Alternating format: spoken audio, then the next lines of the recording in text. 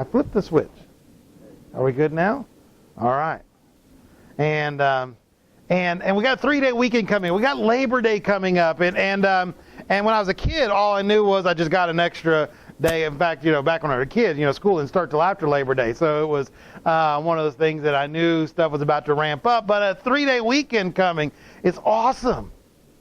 And Labor Day is one of those holidays when all the people that are in charge of things got together and said, we got all these things celebrating all these different events, the founding of the country and our President's Day, and we celebrate all these other important, significant things that come up. But somebody said, you know what? Really what makes things tick in this country that we live in, what makes things tick in this world is not just the fact that we've had great people that have been leading us and we've had these monumental events that we need to celebrate, but one of the things that makes us tick is the average, everyday person, God's men at work every single day, just waking up and doing your job, waking up and doing what you've been called to do, doing it well, doing it better than anybody else, doing it to the best of your ability. And celebrating that is not a small thing. In fact, if you go and read the Bible, as you start reading the Bible, so much of the Bible is dedicated to the people that just go out there and every single day put in a strong day's work. Every single day, just do the little things that they have to do to make things fit together. The guy that shows up at the factory every single day and he does his job, he does his work to make the parts for the machines, the person that struggles every day to come and to build the buildings, the person that works teaching schools and writing programs and the person that fixes our houses when they're broken and the people that wake up every day and do all the jobs that need to be done. We live in such a deep and complex world. I go to the grocery store. I had to make like 5 runs yesterday because I had everything on my list and not everything was at every store, and then I forget things and then new things get added, and by the time we get done with it, those people are probably tired of seeing me, but you know what? It's their job every day. They come there and they work hard. Why? So that I have the opportunity to run up there and to get something to eat. I run up there and grab something for us to cook. I have the opportunity to do that because somebody shows up and does their job and works at it. And a lot of times, the only time we really notice somebody and their job is when they're not doing well. I went to this Sonic down here, and it's not Rachel's Sonic, so that's why it's like this. I went there once. This is before I was on my diet, so it's a long time ago, like 2,000 years ago. And showed up there in the morning. It's like, I'm just going to grab my something before coming to church, just give me a little drink because I was thirsty, and swung by, and like 20 minutes later, I'm pulling out of the place. And they're like, I'm sorry, we had 3 guys didn't show up. And you remember that. You remember when stuff is bad, when people weren't doing their job, when the service was terrible, when you went and bought something and it was shoddily made and it was falling apart, and you remember that. It's like, man, this is bad. I don't like this. And so often the only time we think about workers and laborers is when they're displeasing us, and when they're doing what they're supposed to do, it just works naturally.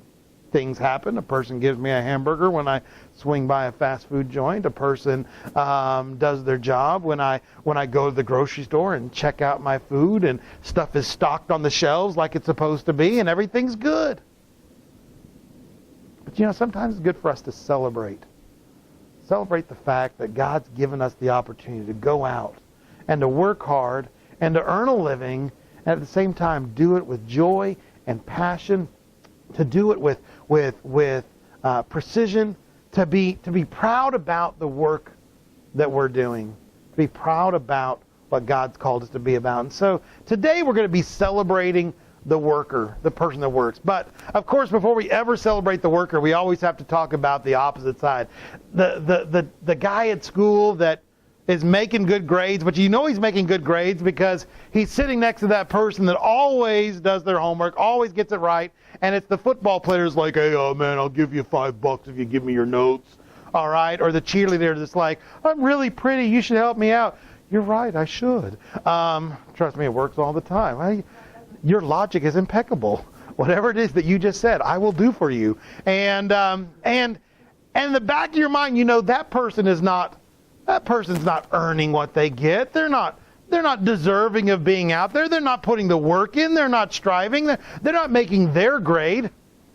We're actually at our school encouraged not to send a lot of homework home anymore because they're like, we really don't want to know what their parents know. We want to know what they know. Because I get lots of stuff back from the kids. It's like, this is really well done. And that's not your handwriting. But it looks a lot like what your parents wrote to me the other day. It's not my stuff. And in work, kids, you do that in school. Trust me, when you get on to the work, the same thing happens. You work all month on a project. And then all of a sudden, Bob, the project manager, goes into his boss and says, look what we did. Where were you, Bob? I haven't seen you doing any of the work. You didn't write any of the code. You didn't help out with the project we were doing. You didn't do any of that stuff. I always got tired of that. My foreman would show up and would tell the boss, oh, look how hard we're working. You haven't been working. You've been sitting down on the ground yelling at people. I could do that. If you want to trade jobs, we'll trade jobs. You're not working. You know the guy that likes to be around people that are working just so he can kind of get the pat on his back, the guy that likes to be near people working. And you know what? The Bible talks about that. It says, but if judgment day isn't hidden from the Almighty, why are we kept in the dark? There are people out there getting by with murder, stealing and lying and cheating. They rip off the poor and exploit the unfortunate. There's a bunch of other stuff where it talks about all the terrible things that the cheat does. But Job, and you know who Job is. Job is the good, godly, righteous guy. That for some reason, everything in his life has fallen apart. All right, Job has done everything he was supposed to do, did everything the right way, and storms have come down and blown down all of his buildings. Plagues have wiped out all of his cattle. His family has all been killed. All these bad things have happened to him. And his friends keep saying, hey, you've done something wrong. And Job says, no, I haven't. There are people out there that are lying and stealing and cheating every single day. But I haven't. And I have this assurance that even though bad things are happening to me today, those people, they are scraps of wood floating on the water. They're useless, cursed junk, good for nothing. As surely as snow melts under the hot summer sun, sinners disappear in the grave. Nothing that is evil lasts. Unscrupulous, they prey on those less fortunate. And however much they strut and flex their muscles, there's nothing to them. They're hollow.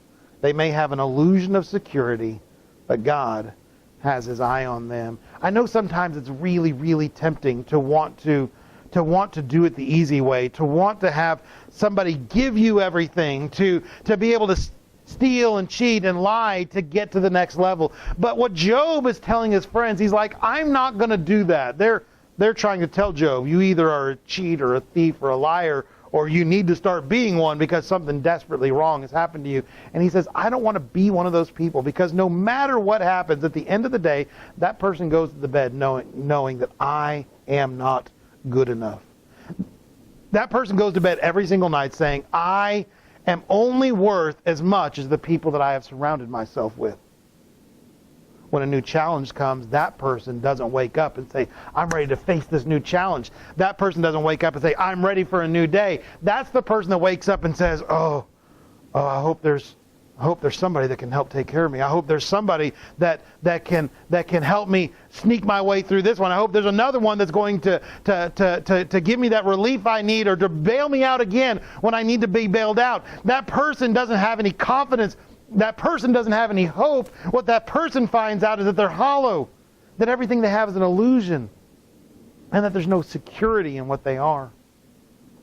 I want you to know one of the reasons I like to celebrate the labor or celebrate the worker is because when you do the work that you do, when you wake up every morning and you go to your job, you wake up every morning and you do the stuff that is set before you, when you're working with your hands and you're working with your feet and you're going out there struggling every single day, when you do that, that is one of your ways that God says, you're doing what I've called you to do.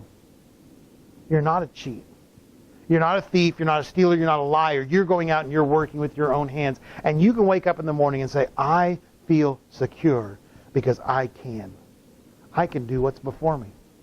I can do something that takes care of me. Do we always like the stuff that we're doing? No. You guys know that, for years I was working in construction and doing other stuff. And it was hot. On a day like this weekend when it gets up to triple digits, it's hot.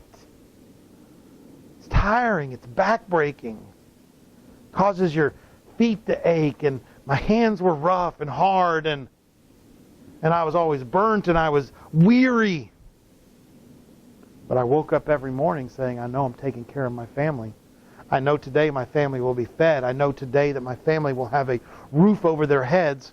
I know that today that we will be able to go on and they'll have clean clothes and they'll be able to get an education and they can move on. And was it what I was trained to do? Was it what I was best at? No, not necessarily. But it was what I was doing. I was working hard, and I wasn't a cheat, and I wasn't stealing, and I wasn't lying, but I was doing the work that every morning allowed me to stand up and be proud of myself. And God calls us to that. God says, you have been called to be a worker. You see, there's a value of being a laborer, and there's also values of a laborer. There's value in being a person that goes out and works, and I want you to know, when you're a person that goes out and works, it changes the way you look at the world. You begin to develop a value system that comes with your working. In Deuteronomy chapter 24, it says, don't abuse the laborer who is destitute and needy. Whether he's a fellow Israelite living in your land or in your city, pay him at the end of each workday. He's living from hand to mouth, or we might say paycheck to paycheck. He's living from hand to mouth and needs it now. If you hold back his pay, he'll protest to God and you'll have sins on your book. There's a value in the person that works every single day. Don't abuse that person. Don't be the person that goes to the store and, yeah, maybe they're not treating you like the way you need to be treated. But there's a right way and a wrong way to do that. There's a right way to come up to a person and say, hey, you know what? Your service is a little slow and I need your help. Can you tell me what's going on? And saying, you guys are worthless, pieces of garbage, and I can't believe this is the way you treat your customers, and you are just the worst, person I've ever seen in my entire life. There's a value in a laborer. And for us as godly Christian people, we need to respect that. God says, don't abuse the laborer. And those people that are serving you at a restaurant, trust me, they're not doing it for the money. All right? The person that's serving you, if they're doing it for the money, they're not serving at restaurants you and I are eating at, okay? Those people are serving at different restaurants, all right, where they're getting $100 tips. When I'm leaving them $1.25 and finding the change in my pocket and dropping it there, you know what? They're not getting paid much. We have laws in this land that says you have to pay a person this minimum amount of money unless they're a server in a restaurant, and then we can pay you nothing, because guess what? It'll be made up in tips, right? Do you value the people that serve you, that work hard for the things that you do? Do you value them? Do you lift them up? Do you encourage them? Do things sometimes go wrong? Yeah, sometimes things go wrong. And so, yeah, sometimes things are bad. Maybe you get bad service. Maybe your wife orders her meat well done, so everybody else's meat's cold by the time it gets to the table. And it's not the server's fault. It's not, or not. Maybe it's good. But do we take that out on them? Well, I've been with groups before where that's happened, where they're like, what's wrong with this? And look at this, my fries are cold. And all right, not that laborer's fault. It's not that waiter or waitress's fault, and maybe even if it is, that's the last thing they need right then. Maybe what they need is a little encouragement, and maybe they need somebody to encourage them and lift them up. Maybe they need somebody to be a little more sympathetic and understanding. But the reality is, as godly people, the way we treat people that work around us is a reflection on who God is treating, how God is treating us. When we say we are workers for God, and this is how we want God to treat us, but then we treat the people that work around us like garbage. If you're a boss or if you're a manager and you're in charge of helping people, are you respecting them? Do you value the labor? But then it also says when you harvest your grain, it goes on to say if you are a laborer, when you're out there working, it gives the flip side. The first side is when we come to our labor, we need to value the people that work around us. But the other side, when you're a worker, when you harvest your grain and forget a sheaf back in the field, don't go back and get it. Leave it for the foreigner, the orphan, and the widow, so that God, your God, will bless you in all of your work. Don't ever forget that you are a slave in Egypt. I command you, do what I'm telling you. And there actually, there's there's a bunch of examples. He talks about in every line of work. You know what, you go out there, and they're talking about farming. You go out there and you're farming, and you got all your stuff gathered up, you throw it all in the truck, you head out, and then somebody's like, hey, did you get the stuff off the back pasture? Oh, no, we forgot that stuff. The Bible says leave it. Leave it and tell the poor around you, you know what? If it wasn't important enough for you to remember it the first time, I bet you could live without it. Why don't you tell the poor, the orphan, the widows, hey, you know what? We had a backfield. We forgot to grab the weed off of it. Anybody that wants it, you can have it for free. It was actually one of the laws of the Egyptian the Israelite land was that they were not supposed to come through and harvest their fields and then take a second run across the field to make sure they grabbed up anything they lost. They were supposed to leave it. They left the extra. And anybody that was a poor or needy could come by and grab it. How are we that way with our lives, with the labor that we do? You know what? I know there's a lot of people in this very building that are like that. The teacher, because I live with one, who even though her job day ends at 3:30, 4 o'clock, will stay up and spend an extra hour tutoring a kid that needs tutoring.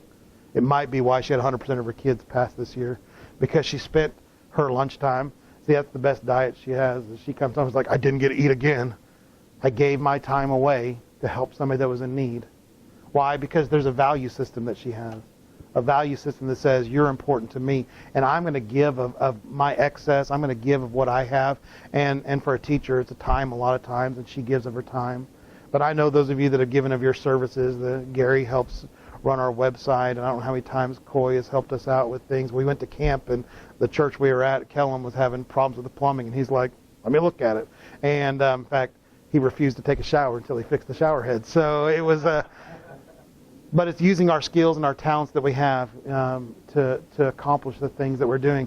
I don't know how many times Mike has fixed a car that I've had where he's been out in the driveway, and one day we'll brush out. He gave his testimony once while fixing on a car, and we managed to film it. And so how many times God has used our labors, the stuff that we leave out in the fields, and God says use it to help out those that are in need. Use it to help out those around you. And guys in high school, junior high, man, that could apply to you too, all right?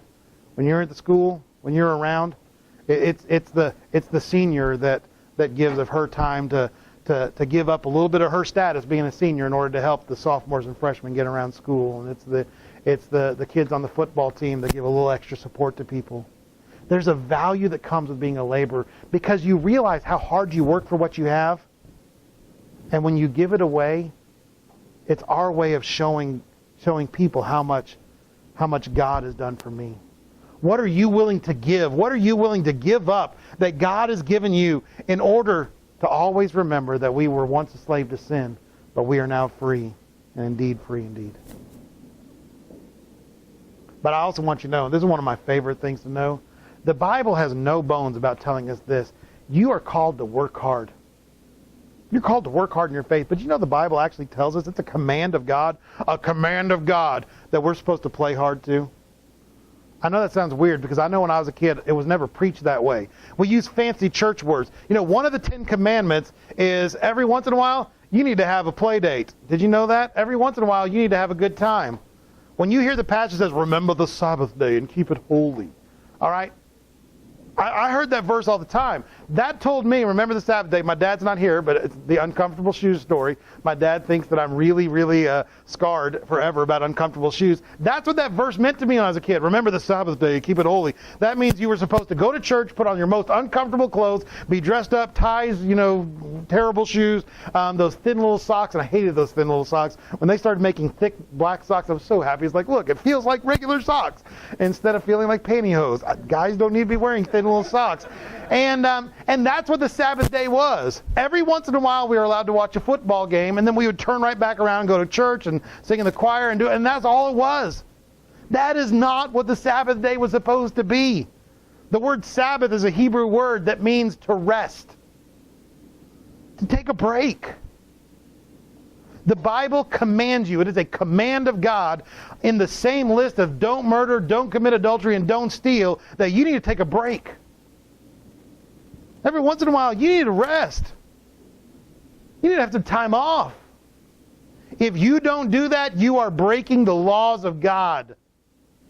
The dad that wants to work 90-hour work weeks. The mom that's constantly has something to do around the house and for the kids. The kids who have schedules that are so full that they can't manage to breathe. It's a command of God. Work hard. Do the work God's called you to do. But play hard. Look at Ecclesiastes.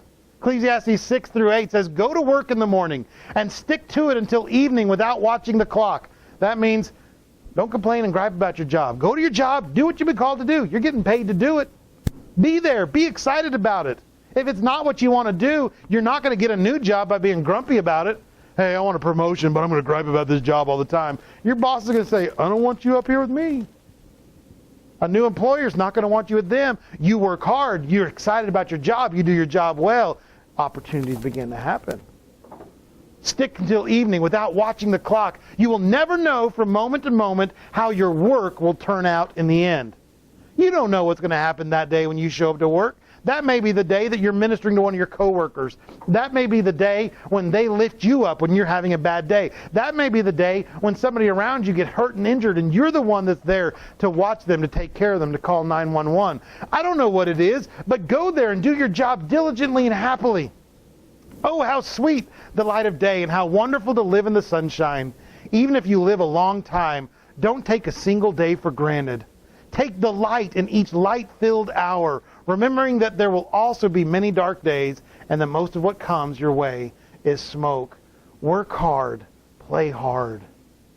Don't let the daylight days be taken for granted.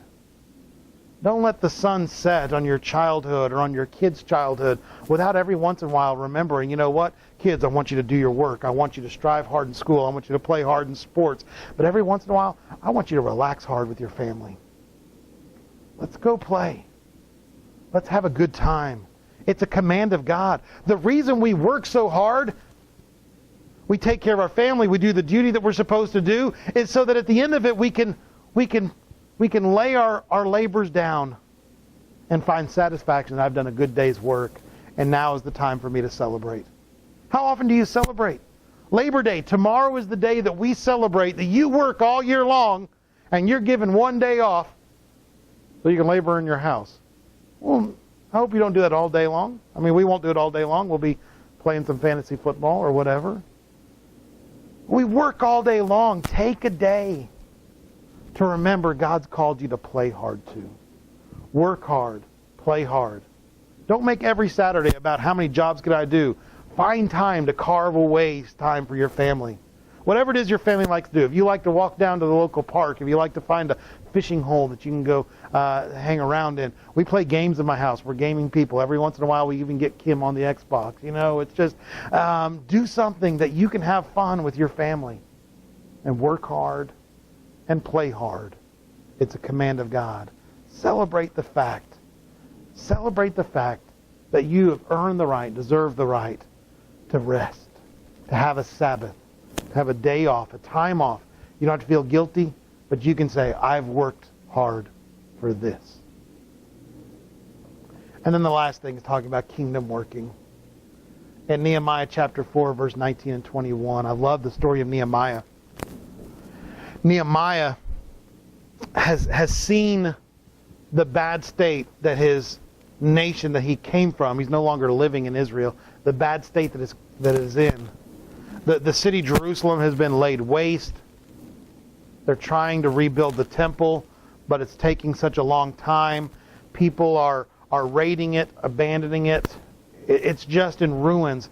And the foreign nation, the foreign king that he's in charge of, sees that Nehemiah is upset and asks him, why are you upset? And he says, my hometown is in ruins. It's destroyed. And the king says, here's a letter from me. I want you to go and get anything you need. And I want you to rebuild your city. Go rebuild your city. It was a hard project to do. It was a work. I want you to know God never calls us to easy things. God calls us to work.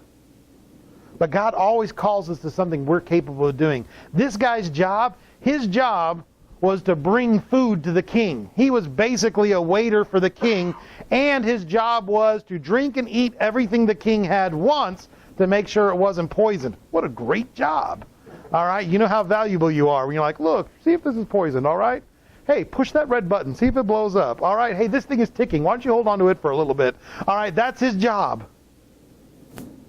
But the king saw his passion, the king saw his love for the king, and the king saw his desire. And a guy whose job was to eat food and you hope it's not poisoned, his whole job description is, are you willing to die for this job?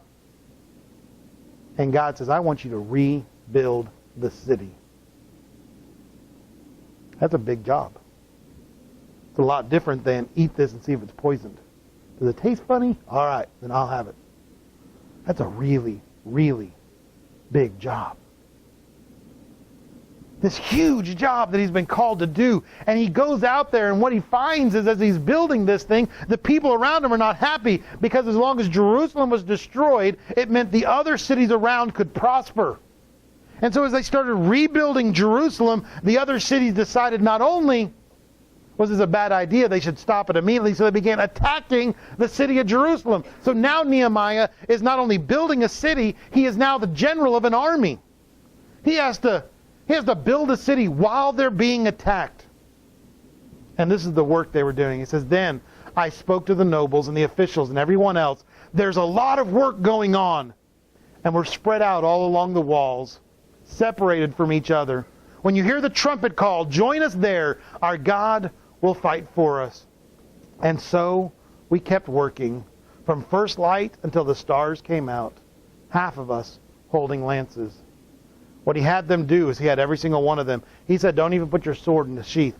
They were holding a sword with one hand, and they were holding their tool in the other hand. And they would work with the one hand, always holding their weapon, ready to go, because the enemy might sneak up, because the walls were broken down, and they were trying to fix these gaps and holes in the walls, and the enemy would sneak up around them. The woods had grown up, the weeds had grown up, and the enemy could sneak in, and you didn't know at any moment somebody might jump out and try to get you, and so you needed to be ready at that moment to attack and to slash. It was a bad time to do surprise parties. Jump out, surprise! Everybody had swords, ready to go. The enemy would jump out and try to get into the city, and you had to be ready.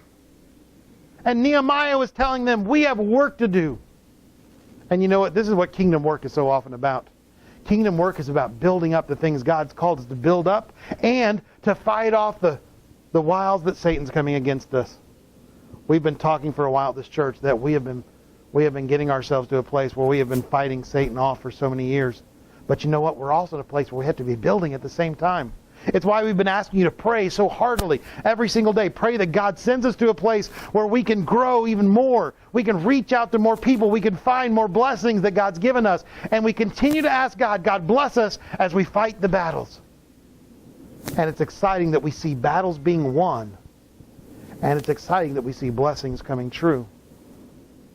And all I know is as we laborers for the kingdom of God, as we continue to work with all of our hearts for the kingdom of God, we will not be disappointed.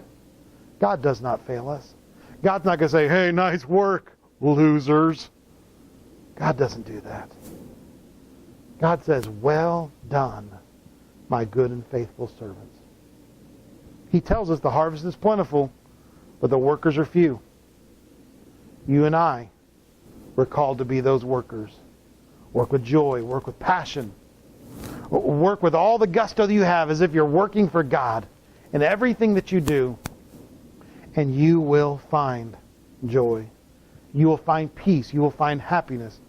Whether you're working at home, or you're working at a job, or if your work is going to school, do that work.